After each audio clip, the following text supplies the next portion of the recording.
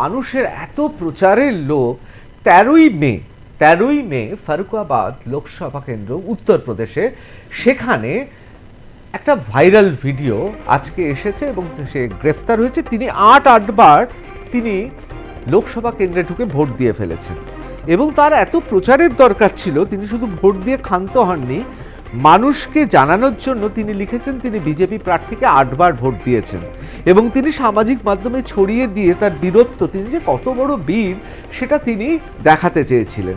এবং সেই, যদি এই ছবির সত্যতা আমরা যাচাই করিনি, আর প্লাস নিউজ যাচাই করিনি, সেই যুবককে আপনারা দেখতে পাচ্ছেন, সে বীর পুঙ্গব। आज वोट डाल चुका हूँ, छठवां लेके जा रहा हूँ और ये भी वोट पड़ेगा, छठवां भी वोट पड़ेगा जी, बिल्कुल छठवां पड़ेगा।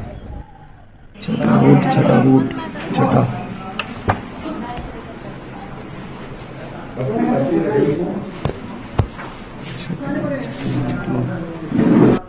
আমরা কথা বলে নেব আমার সহকর্মী এবং আমার প্রতিনিধি নাজিয়া রহমানের সঙ্গে। নাজিয়া,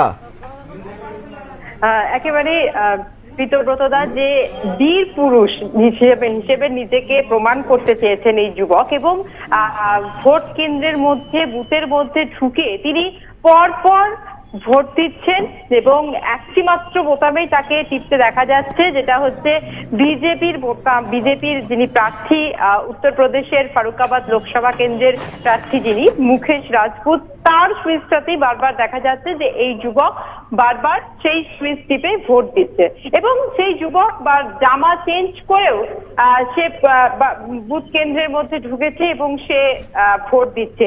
এই নিয়ে বিরোধীদের মধ্যে একটা ক্ষোভ তো অবশ্যই, এবং তার বিরোধীরা তারা এই সোশ্যাল মিডিয়াতে এই ভিডিও ভাইরাল এবং এই ভিডিওর পরেই নড়ে চড়ে বসেছেন নির্বাচন কমিশন। এই ঘটনাতে কড়া পদক্ষেপ নিয়েছেন নির্বাচন কমিশন।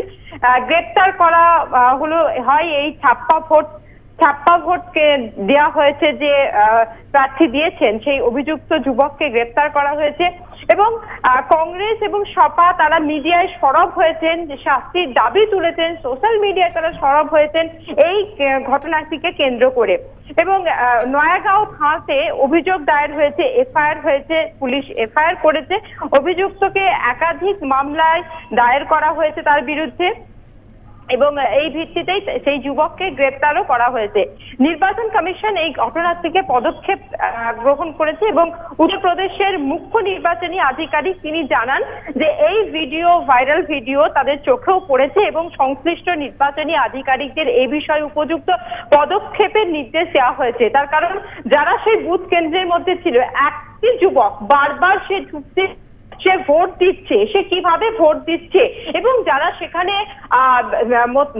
কমিশনের যে সমস্ত লোকজনরা ছিলেন, ভোটের দায়িত্বে ছিলেন, তারা কি করছিলেন সে নিয়ে কিন্তু ব্যবস্থা গ্রহণ করা হবে এবং কড়া পদক্ষেপ নেওয়া হবে, এমনটা কিন্তু নির্বাচন কমিশনের তরফ থেকে জানানো হয়েছে এবং তাদের সাসপেন্ড করা হয়েছে। এই খবরটাও কিন্তু জানা গেছে যে সেই সমস্ত যারা আধিকারিক ছিলেন সেই সময় বুথের মধ্যে দায়িত্বে ছিলেন তাদেরকে সাসপেন্ড করা হবে।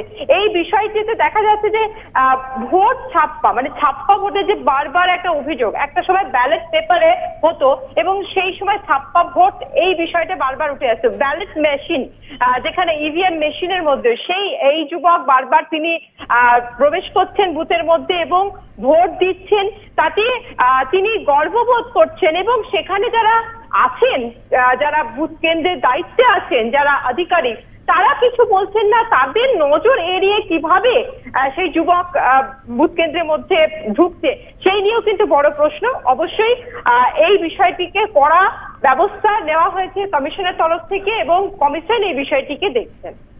অবশ্যই অত্যন্ত গুরুত্বপূর্ণ এই খবর। নাজিয়া রহমান আমার সহকর্মী, আর প্লাস নিউজের প্রতিনিধি, তার সঙ্গে কথা বলছিলাম।